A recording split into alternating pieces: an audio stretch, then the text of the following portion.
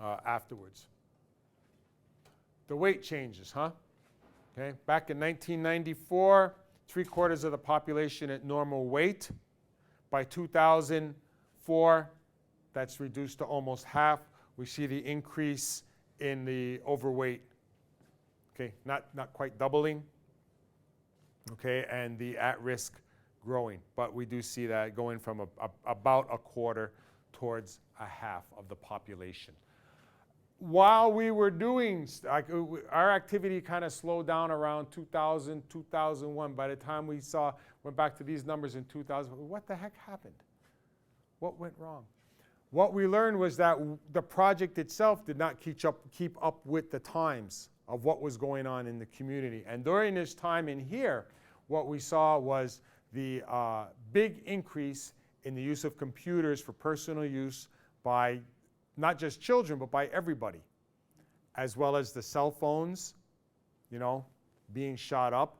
Of course, that's one of the big behavior issues in the high school today, is getting the cell phones and the Blackberries and all off of the kids and putting that stuff away.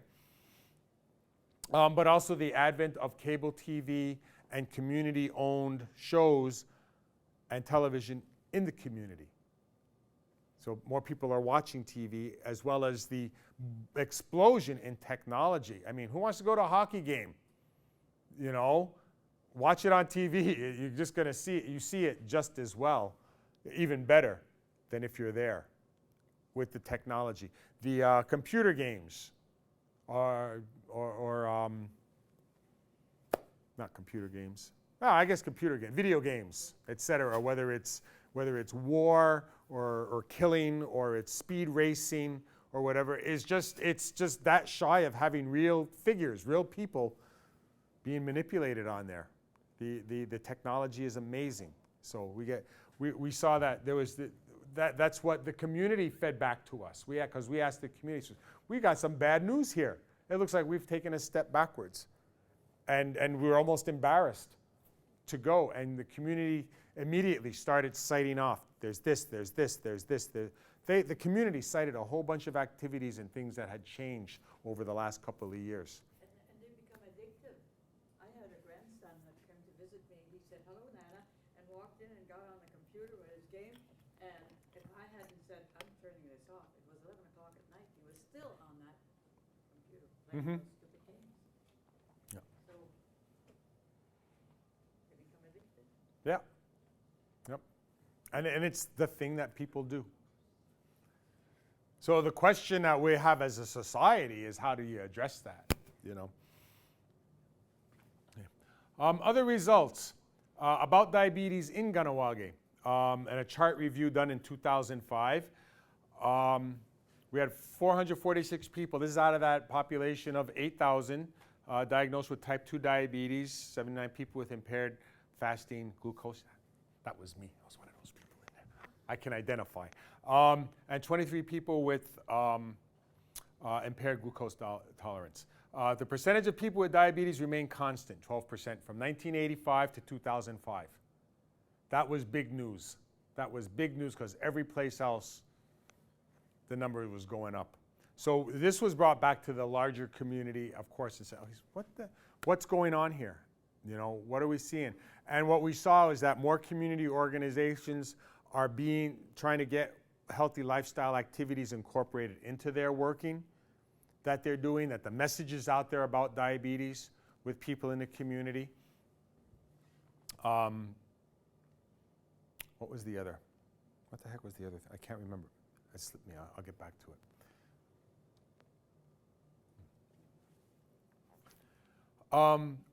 What we knew, what we learned is that these 4 points are very important and that they go across the board for all communities and I think all cultures, all peoples.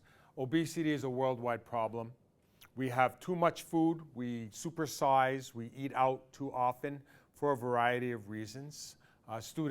University students certainly know how economy comes into play, time comes into play. Lifestyle impacts with sedentary jobs, motor vehicles, things to watch and be involved with. Marketing. The advertisement of less healthy foods is just phenomenal. It's just phenomenal out there. So these were then large key concerns that we saw that need to be addressed. Have I gone to I haven't answered your question yet, have I? Well, you're showing it in regards to your community, but in the sense of like just in general, I guess other initiatives. But Yeah. Okay. The success stories. Okay. Yeah. Yeah. This is our success story. Yeah. And I think that when you look at like Sandy Lake as an isolated OG Creek community, that they had political will. The band council members in the 1990s made it the community issue. And they went south and they lobbied and they went and found Bernie Zinman and Stuart Harris. Well, I don't know if they found them. They found each other, you know, to do things. They brought them in. They supported them because you have to have band council or leadership support in communities. So that was, I think, a big success. You have different innovations taking place in different parts of Aboriginal communities across Canada. It might be regionally, it might be in an urban setting, that you have successful things going on. In the Atlantic region, back in the around the 2000 to 2004, they did regional workshops and introduced pedometers. They seem to have had some success with getting people out walking with the pedometers. They got people turned on to them. Now, was that sustained? I have no idea. But we see a lot of cooking classes. One particular event that jumps in my head as I'm talking here now is the James Bay Cree, the Cree communities in Quebec. One of the diabetes regional workers, his name is Solomon Awashish, walked one winter from November through to January in like 2004 to all the communities. And as he walked, more people joined with him. And they ended up walking to all these communities. Everybody who did the whole thing lost like, you know, a ton of weight because they also did it in the winter in northern Quebec. But then they lived as their parents and grandparents lived. And they did that, and they had followings. But what I understand today is that most of those 9 or 11 communities are still doing their own walks. They're not walking to all the communities, but this winter walk thing has caught on among them as something that we need to do if we're going to stay healthy. And it might be a small group of people from each community doing it. And I know that Saul had told me that the young people are the ones that are still interested for that to happen. Okay, so there's another success. I think some of the keys to success is one is having the torch bearer, the standard bearer, the person waving that flag that says, this is important and this is what I'm going to do about it, is probably the big key thing. Also that the community is aware that there's a problem. You know, I think that's the second thing. And the Cree Health Board in Quebec, they've really done a big job of getting information out to the people that there's a diabetes problem. Now the challenge is following that up. They've been putting out information about diabetes and things to do. But then to get the people to take action, well, that's what goes down. And I think we see the same thing in Kahnawake. I think we probably see that in most of our communities. You got to have that person or persons that are waving that flag and saying, come on, this way, come with us. This is what we're going to do. In building capacity in the community, we see more organizations running healthy lifestyle activities and incorporating information into what they're doing. The project was able to train people in participatory research ways. CAB members, Community Advisory Board members, have been developing our own research capacity. And researchers learning about culturally appropriate ways of doing and asking and talking. And as Amelia says, just remember that the Creator gave you 2 ears and 2 eyes and 1 mouth for a reason. When you get individuals who are inspired to spread the message, there's the flag waver. Joe Jacobs is a Mohawk man who had a vision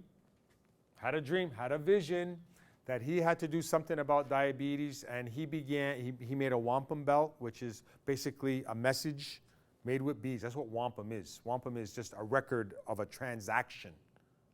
Not a barter thing necessarily, but an event, a transaction. Anyway, he made it what we call the diabetes wampum belt, and he walked it. We about 60 people, we walked it from Kahnawake to Akwesasne, which was a 2-day walk. And then the people from Akwesasne, they bicycled it to Tyendinaga, which was a 2-day bike ride. And then it went from community, it's been all over southern Ontario and south, is this southwestern Ontario? This is southeastern, southwestern Ontario, right? And then out towards Windsor, Sarnia, Walpole Island, now it's going up around Georgian Bay. And it's hitting all the communities. So things like that take on their own life and inspire people. Our training program and creating jobs have been some of the capacity building. Sustaining the message, there's now a Kahnawake Diabetes Working Group of organizations that comes together to plan and implement activities. The nutrition policy in the schools is evolving to a larger wellness policy. The Band Council has taken to adding recreation paths when they're redoing the road infrastructure. And I think we're probably the only Aboriginal community in North America that's got streets and sidewalks. You know, we don't have the usual snapshot. If you're going to say, you know, this is a reserve, this is a typical reserve in Canada. Kahnawake is atypical of that because we're, like I said, 15 minutes from downtown Montreal. But yeah, you know you're on the res when you're there. You know you're someplace different. We got more organizations offering healthy foods in their regular menu. The sports complex was the biggest one. They actually put out a tender and contracted somebody who would bring in a healthy menu as opposed, they still sell the hamburgers, hot dogs, and poutine, that's arena food, right? But they also have fresh soups, muffins, healthy whole grain muffins, etc. Grocery stores identifying healthy food choices in the supermarket, within the supermarket, and sponsoring advertising in the local media, were some of how the message has been sustained. Why was this success? Okay, it's responding to community. It's responding to community request. You know, it's people asking for it, and then listening to what they're asking for and delivering that. Focusing on children and 7 generations thinking going forward. Evidence-based decision making. Okay, bringing results back to the community. Giving all those results that I showed you went back to community through interviews, media, newspaper, radio, talk shows, public sessions. Collaboration within the community, promoting empowerment and capacity building and sustainability, getting information out there, good teamwork, and getting the results back to community are reasons for its success. The challenges, human resource turnover, power and control issues, they show up everywhere. And personalities, a fear of change is probably the biggest thing. We're all afraid to change. You know, I can't live without my McDonald's or my MTV, even if it's banned. And the availability of community dollars, ongoing funding. Funding always becomes an issue on here. Communication, difficulty in reaching parents, you know. And probably the North American segment of the human race is just, like I said, information swamped and just overloaded with 101 things. We've heard stories of 2 parents working, rushing home, scoop the kids. They have to go to 3 different places for skating practice, lacrosse or soccer or whatever sports the kids are playing because they want them to be physically active. They didn't have time to eat. You get to the arena, here's a poutine and a Pepsi. You know? Zoom, zoom, zoom. I'll flip it in the microwave, you know, and cook it that way. So there's not that time because the people that were taking care of the home and meals, that role has shifted in contemporary society.